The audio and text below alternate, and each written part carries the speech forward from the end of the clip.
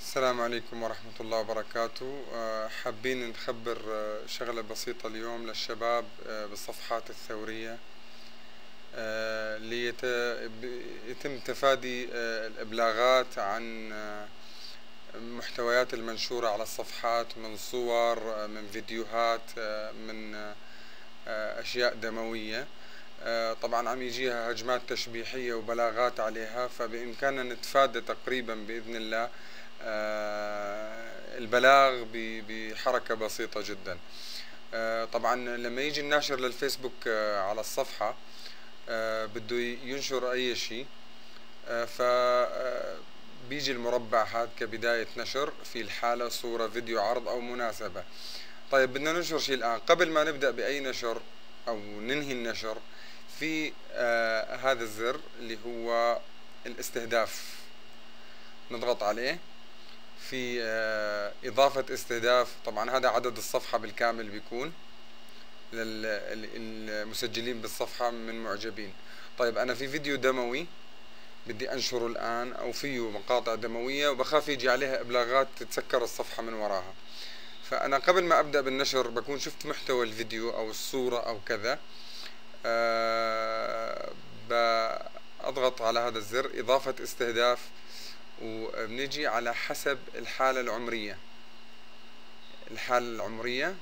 بالعمر، طبعا هو اوتوماتيك من 13 ل 65 العمر. الفيديوهات الدموية يفضل دائما انه تنعمل من 21 الى 65 الأعمار. هذا راح يشوف المنشور هذا 53660 شخص فقط، فهذا اللي راح يروح لهم لأنه منشور دموي.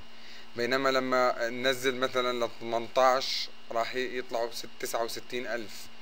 لما نخليه على العادي على من 13 ل 65 84000. فاحنا بدنا نخليه على 21.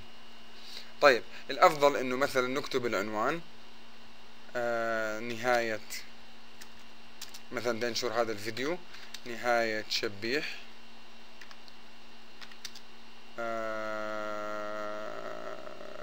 الموضوع مقتل، نهاية شبيح، مقتل شبيح على يد الجيش الحر. طيب الأفضل كمان بالمقابل، بعد ما حطيت الاستهداف وتم الاستهداف قبل ما النشر، نحط زائد 21 يحتوي على مشاهد عنيفة.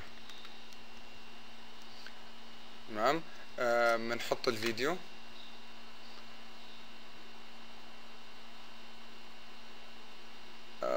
طبعا قبل ما نتأكد انه الاستهداف موجه من 21 الى 65 العمر. بإذن الله تعالى انه انتهت العملية الإبلاغية عليه بأي شكل من الأشكال، لأنك أنت نبهت بالبوست واستهدفت العمر. وإن شاء الله ربنا بيسلم الصفحات جميعها وصفحات الثورة، وإن شاء الله بالنصر لثورة سوريا. شكرا لكم.